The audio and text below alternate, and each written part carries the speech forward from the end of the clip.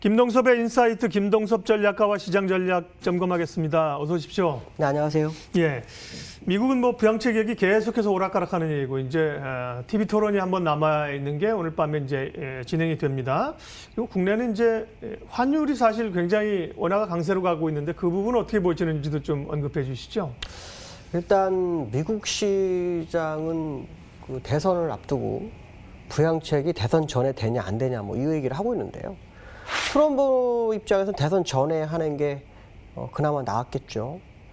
그래서 낸시 펠로시하고 문우신 재무장관이 뭐 합의를 본다 뭐 이런 얘기가 있는데 48시간을 줬는데 아직 특별한 이유가 없습니다. 근데 조 바이든이 대통령이 되고 난 다음에 2조 달러 정도로 시장에 투입할 거다 뭐 이런 얘기를 해서 민주당에서 원하는 안은 조 바이든도 생각하고 있다라는 거. 그 얘기는 무슨 말이냐면 전이든 후든 일단 부양책은 진행되겠구나라는 생각을 해봐야 될 것 같고, 문제는 뭐냐면 부양책이 시장에 도움이 되겠냐라는 거죠. 도움이 되긴 하겠죠. 그러나 주가에는 도움이 안 될 수 있습니다. 왜냐하면 미국에서 쓸 수 있는 카드 다 썼습니다. 마지막 카드라고 보시면 돼요. 물론 양쪽 원에 돈을 더 뿌리는 뭐 옛날 헬로코프터 벤처럼 계속 뿌릴 수 있겠죠. 하지만 그게 한계점에 오는 그런 시점일 거다. 특히 주가가 꼭지점에 있는 상황이라고 하면 별로 의미가 없을 거다라는 생각을 합니다. 그렇기 때문에 새로운 상황이 나와야 되죠. 근데 예전에 이런 적 있어요. 트럼프 대통령이 당선되면 주가 폭락할 거다. 혹시 기억하시나 모르겠어요. 그래가지고 시장이 굉장히 긴장을 했죠. 트럼프가 안 될 거라고 안 되기를 바랬어요. 시장은 힐러리가 되기를 바랬죠. 또 힐러리가 실제로 지지율이 앞섰고요. 근데 샤이 트럼프가 나타나면서 트럼프가 당선이 돼요. 그리고 시장이 움츠렸죠. 그날 밤 미국 시장은 제 기억으로 2.5% 하락을 했다가요. 그 이후로 주가는 급등으로 해서 지금까지 끌고 왔습니다. 근데 지금 시장에서는 조 바이든이 되면 상관없이 미국 시장이 올라갈 거다. 뭐 그런 생각을 합니다. 근데 트럼프가 아시겠지만 플로리다에서 지금 앞서기 시작했다라는 얘기가 나오면서 트라팔가 그룹에서는 트럼프가 4년 전처럼 샤이 트럼프 때문에 당선될 거다. 뭐 이런 얘기를 합니다. 근데 저는 이해가 안 됐어요. 왜냐하면 샤이 트럼프가 확실하게 해서 플로리다가에서 이기고 있다면 지금 주가가 빠질 이유가 없어요. 오히려 더 치고 가야죠. 사실 지금 주가에서 막 치고 가가지고 정말 트럼프가 되겠구나 하는 그런 모습을 보여드렸는데 저항대에서 물려가지고 더 이상 가지를 않아요. 근데 트라팔가에서는 무슨 말, 그룹에서는 이런 얘기를 합니다. 샤이 트럼프가 강과한 여론조사가 나오고 있다. 근데 그거는 4년 전으로 해석을 해야죠. 4년 전에 샤이 트럼프만 생각을 못 했었는데 그 당시에 너무 지지율이 앞선 힐러리를 지지하는 사람들이 내가 안 나가도 이길 거야 라고 생각했던 사람들이 이번에는 경각심을 갖고 나올 확률이 높다는 거죠. 그래서 샤이 트럼프 가지고는 아마 힘들 거다라는 생각을 해봐야 될 것 같습니다. 어쨌든 일국의 대통령을 뽑는 과정 속에서 우리나라 대통령은 아니지만 전 세계를 흔드는 대통령이기 때문에 좀 공정하고 좀 진중한 대통령이 됐으면 좋겠다라는 생각은 좀 듭니다. 어쨌든 대선이 다가오는 그런 상황 속에서 시장이 흔들리고 있는 것은 상당히 부담으로 다가오고 있다라고 봐야 되는데요. 자, 기술적으로 보시면은 제가 아까 말씀드렸지만 만약에 정말 트럼프가 주가를 끌어올렸잖아요. 여기서 다 끌어올렸고 여기 쪽 빠졌을 때 금리 다시 제로 금리까지 유지시켜서 이게 아시겠지만 코로나잖아요. 제로 금리 유지해가지고 다시 끌어올린 게 트럼프예요. 그럼 트럼프가 당선될 거라면 주가는 어떻게 되면 지금 가야 돼요. 막 치고 가서 이 연장선도 막 가야 됩니다. 그러면 트럼프가 100% 된다고 봅니다. 근데 못 가잖아요. 그러면 이거는 이 시장은 트럼프가 되기를 원한다, 안 한다? 안 원한다. 뭐 둘 중에 하나를 생각하겠죠. 그러면 두 번째일 확률이 높은 거예요. 원한다면 주가는 가야 합니다. 원치 않는 거죠. 제가 볼 때는 시장은 트럼프를 원치 않는 것 같다라는 생각이 듭니다. 그 다음에 나스닥도 역시 마찬가지죠. 나스닥도 지금 똑같은 차트입니다. 이거는 대추세. 제가 예전에 말씀드린 것처럼 화요일날도 말씀드렸는데 상승 종료를 선언해도 되는 차트다라고 얘기를 했었을 때가 여기였어요. 그런 연장에서 쌍봉을 맞고 떨어지니까 이거는 뭐 더 이상 바라볼 것도 없는 거죠. 만약에 정말 트럼프가 돼서 향후 시장이 과거 트럼프 4년 동안처럼 주가가 대상승을 할 거라고 생각했다면 지금 이런 저항 때는 의미가 없는 거예요. 다 뚫고 가야 돼요. 아무 의미가 없는 거예요. 근데 못 뚫고 가잖아요. 특히 아까 말씀드린 것처럼 시장에 미국이 더 이상 쓸 부양책 카드는 돈 찍어내는 거 외에는 없어요. 금리나 없어요. 할 수 있는 거 재정정책 다 썼어요. 물론 한 번 더 쓸 수도 있겠죠. 대신에 뭐냐면 재정 적자가 어마무시하게 커지죠. 이 부분이 시장에서 화두가 될 수 있습니다. 그러면 결국 유동성 함정에 빠질 수 있는 그런 상황일 수도 있다는 생각을 해봐야 될 것 같고요. 두 번째로는 원달러 얘기를 좀 하려고 합니다. 원달러.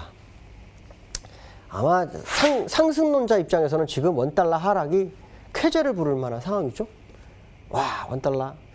아시겠지만 시장이, 주식시장은 원달러와 반비례하니까 원달러가 추세 뒤타고 내려왔으니 야, 지금은 이제 주가 사야 돼. 아마 외국인도 그래서 들어오는 것 같아. 선물해서. 요 근래 한 4일 정도 들어왔죠. 그런 생각 분명합니다. 근데 저는 이걸 잘 생각하셔야 돼요. 지금 원달러 위치를 한번 제가 손을 그어볼게요. 원달러가요, 지금 여러 가지 이슈가 있습니다. 위안화 강세에 의해서 원달러가 같이 강세된다. 거기에는 바이든이 대통령 당선되면 친중이기 때문에 중국과 관계 개선이 될 거다. 뭐 이런 거. 아니면은 중국 기업이 미국에서 상장을 해야 되는 상장을 못 해가지고 중국에서 상장을 합니다. 그래서 거기에 투자할 돈이 한 100조 정도 중국으로 들어가고 있어서 그래서 위안화 강세가 된다. 뭐 이런 얘기도 있고. 요 세 번째는 회사채와 국채를 빚을 내서 사기 위해 가지고 지금 돈이 들어오는 거다. 이런 얘기도 있습니다. 이게 제가 볼 때 세 번째 강력이 굉장히 높은데, 그럼 달러 강세가 되면 굉장히 위험해지죠. 어쨌든 그런 모습이 있는데, 제가 이제 말씀드리고 싶은 거를 제가 원달러 환율로 비교를 해드릴게요. 무슨 말이냐면 지금 시장에서 원달러하고 지수가 맞냐 안 맞냐, 이 차트를 보면 지수는 고평가되어 있습니다. 지금 현재 원달러는 1130원이죠. 여러분이 봐야 할 자리는 이 자리입니다. 이 자리. 2018년도 7월부터 2019년도 4월까지 원달러의 가치는 현재 가치입니다. 현재 가치. 오히려 원달러는 그 밑으로 해서 어디까지 있었냐면, 밑으로 한번 더 선을 그어볼게요. 1,100원까지 있었습니다. 그러면 주가로 한번 가볼까요? 자, 주가로 월봉을 가볼게요. 2018년도 7월부터 2019년도 3월까지는 어디냐? 여기입니다, 여기. 여기서부터 여기까지입니다. 그럼 지수는 어떻게 되냐? 고점으로 2350. 자, 고점으로는 2350.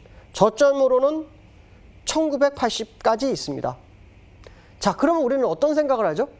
지금 지수는 얼마입니까? 2355. 지수 대비, 원달러 대비 지수는 고평가가 되어 있는 상태입니다. 왜? 최고점이었고 최저점이 여기였으니 지수는 지금 고평가가 된 거지. 그러면은 원달러가 과거에 얼마 전에 올라도 1200원은 뭐야? 상관없습니다. 그거는 슈팅일 수도 있기 때문에 아무 상관이 없는 겁니다.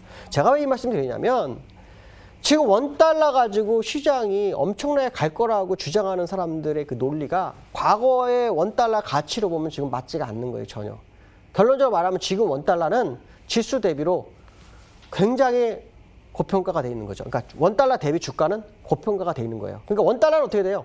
더 내려가도 상관이 없는 겁니다. 얼마까지? 1,100원까지 내려가도 아무 상관이 없습니다. 그러니까 떨어진다는, 원달러 떨어지는 것 때문에 상승 쪽에 강력 배팅하는 거, 이런 것은 안 하는 게 좋겠다라고 말씀드리고 싶고요. 그 다음에 이제 요 근래 화두였던, 얼마 전에 얘기했던 빅히트 기억나시나 모르겠어요. 우리나라 이번에 IPO에서 가장 좋았던 기업인데 상승하고 한 28% 정도 빠졌어요. 근데 빅히트가 빠지면서 이게 어디로 영향이 되냐면 코스닥 지수에 이제 영향을 주요. 근데 빅히트가 빠지는 것면서 문제가 된 게 뭐냐면 개미들이 물렸다는 거죠.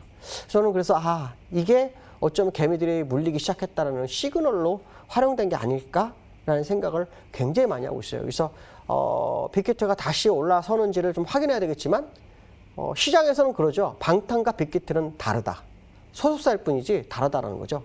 그런 얘기가 많이 나오고 있습니다. 그래서 코스닥이 향후 어떤 모습이 나올까에 대한 궁금증을 한번 생각해 봤어요. 일단 코스닥 차트를 보니까요, 기술적으로 이게 헤드앤숄더더라고요.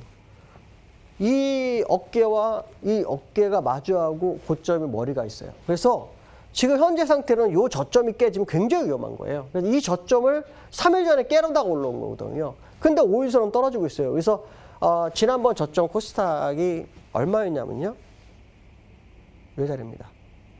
정확하게 보면은 약 한 804? 자, 이게 무너지면 굉장히 위험합니다. 그래서 시장에서 개인들이 투자하면서 어려움이 다가오는 모습을 빅히트가 확인시킨 게 아니냐. 그렇다면 804 정도가 깨지지 않는 선에서 매매를 좀 해볼 필요성이 있지 않을까, 이렇게 말씀드릴 수 있을 것 같습니다. 오늘 여기까지 하겠습니다. 감사합니다. 예, 김동섭 전략가님 함께했습니다. 시장 지수 한번 체크하겠습니다. 코스피 2356, 어제 70까지 올라갔다 다시 오늘 50까지 밀린 상황이고요. 0.6%입니다. 장중에 낙폭이 더 컸었죠. 예, 9시 반 때는 더 밀렸었다가 지금 그나마 낙폭을 좀 좁혀오고요. 코스닥이 좀 더 밀리는 상황입니다. 822까지 밀려 있네요.